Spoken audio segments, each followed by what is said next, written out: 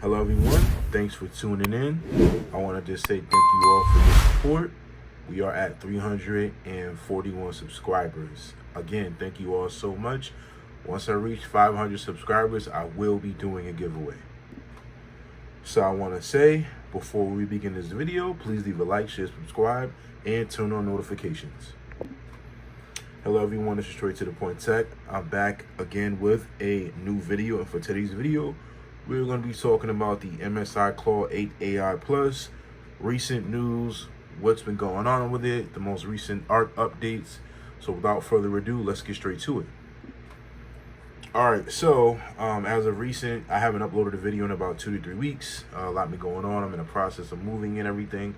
So yeah, let's just say life been lifing, but a lot of things have been going on in the handheld world. Primarily, let's focus on the MSI Claw 8 AI Plus, and let's find out the latest news. So yeah, as of recent, I still have been updating my device, tinkering with it, making sure everything's running well.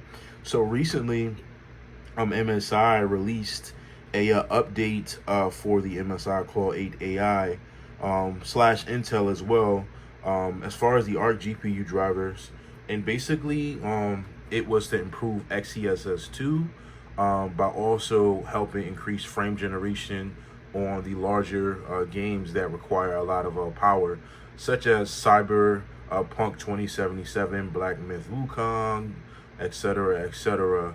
And I've tested it. So in my last video, someone left a comment asking how come they couldn't take the TDP all the way to 37. And what ended up happening was that with an update that ARC released prior to this one, basically they pretty much locked it at 30 TDP, and then it went up all the way up to 37, you know, depending upon the game. But that was AI generated. So now things have changed. You can manually take your TDP all the way back up to 37. And then, you know, basically XeSS, back to that. So I just mentioned that. With that, basically, it performs better in the 8 watt and 25 watt department. So before, you really didn't see the true power of XeSS unless you play it at a higher wattage for some reason. But now with the most recent ARC update, you get better performance in a lower TDP number. So that's always a great thing. I just feel like, you know, again, with Intel, as I stated in my previous videos, they have so much to prove in comparison with AMD. There's just been this tug of war that Intel can't make a great handheld device, and AMD is the superior. And I feel like I beg to differ this time around when it comes to the MSI Claw 8 AI and moving forward in the future.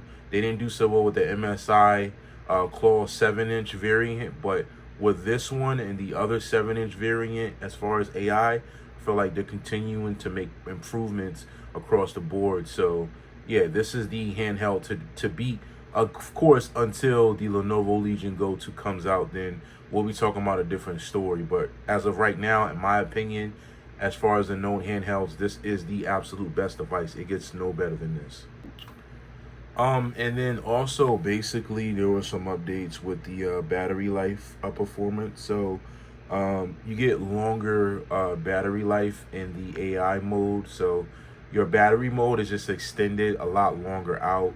And again, AI mode on this device is particularly geared towards, again, artificial intelligence on a device, just managing TDP, managing the power and the efficiency of the device for you to get maximum performance, right? It's not for you to have the most optimal performance. It's to maximize the performance in the context of making everything run efficient and smooth so you can play longer versus a manual gaming experience, right?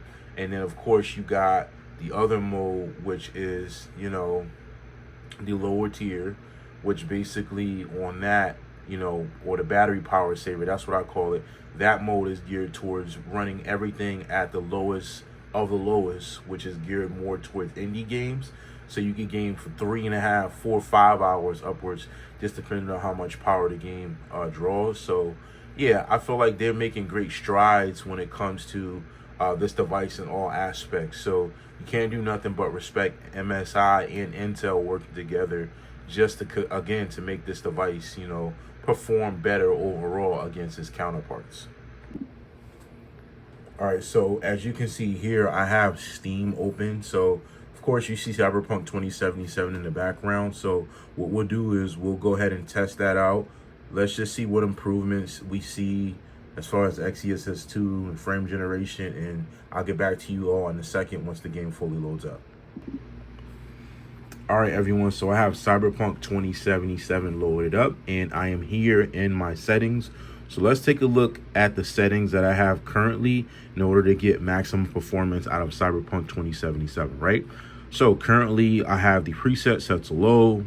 Obviously we can't run anything past medium, but yeah, so we've got ray tracing set to low. We've got the resolution scaling set to Intel XeSS 2.0. We've got the resolution, super resolution set to auto, but we can set it to performance if we want to get better frames per second, or balanced. I like balanced, but you can set it to performance. It's up to you. And then obviously we want to keep frame generation on. We're going to turn ray tracing off. And then as you can see here, we got crowd density set to medium. That's totally fine. But the main thing is these guys right here. I don't use film grain, so I'm going to set that off.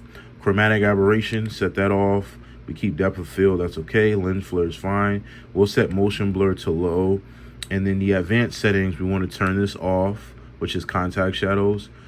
We want to turn the facial geometry set to off. And then we got everything here, right? Going downwards, we want to set it all to low.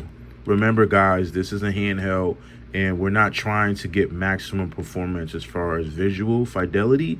We're really going for frames per second, and we're going for the best performance possible as well, and battery life. So we can't obviously run everything on high. So we're going to set this to low, or off rather. Set this to low, set this to low, low, low. Okay, that goes to medium, low, low, and then we're going to hit apply. Now that we got that done, let's take a look at our gaming performance to see what we're working with. All right, so now that that's set up, let's take a look here. So if you pay attention in the upper middle of this display, you can see that I have a counter, which, you know, includes my frames per second, battery life, etc., on the MSI Claw 8 AI, and you can see that I'm currently getting 60 frames per second, 63. Now, most scenarios, it may run a little lower, but for the most part, I have a solid FPS, and that's what we're going for. Again, this is a handheld device, but things are running smooth. It's running pretty well. And this is the performance you'll get 99% of the time out of the MSI Claw 8 AI if you run things on low settings. Now, if I go back to the settings, right, and let's say I wanted to go to video and change the resolution, let's say down to 1080p, right? I'm going to get better performance. Let's go down to 1080p, right? Now I have it set to 1080p. Guess what? I'm getting 90 frames per second. Not bad at all, if you ask me. Not bad. Performance is stable. I'm having no input latency issues, no input issues. And guess what? With everything low, the game still looks good. I just want you all to know that you're not sacrificing anything as far as true performance in gameplay by setting things so low. You know, I just want you all to have a realistic, you know, mindset when it comes to this device, that it is a mobile chip inside of this. So we're not looking for it to run like a 4060 or a 4080 or a 4090 or whatever.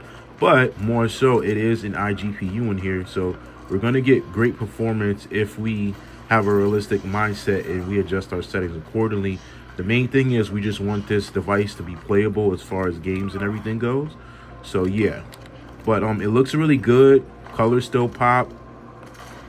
Not having any issues at all. Again, with the performance or anything, it's stable. And this is what you get with the MSI Claw 8 AI Plus. Wonderful performance, still get good battery life.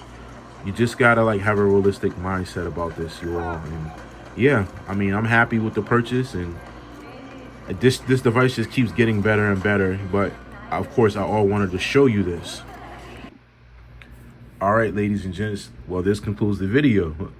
But ironically, you want to know something funny. In the middle of me recording this video, I get an alert that there is a new NPU driver update. So I tell you what, on the next video, we will address this update, what changes have taken place, etc., etc. Like I told y'all during this video, this device just keeps getting better and better. So we'll address this update. So if you do all have the Intel MSI Claw 8 AI Plus, please make sure you check your drivers daily as far as like the Intel settings. Check to see if there are any updates available. Also check the MSI Center, make sure there are any updates pending. And if there are, make sure you keep this device updated for maximum performance. But again, we'll address this update in the next video and what changes have been made, etc., etc. Again, I want to thank you. I appreciate all your support. Keep sharing, subscribing, turn on notifications. Again, leave a comment below what you want to see next. Let's just straight to the point tech. I'm out. I hope you have a great rest of the week. Peace.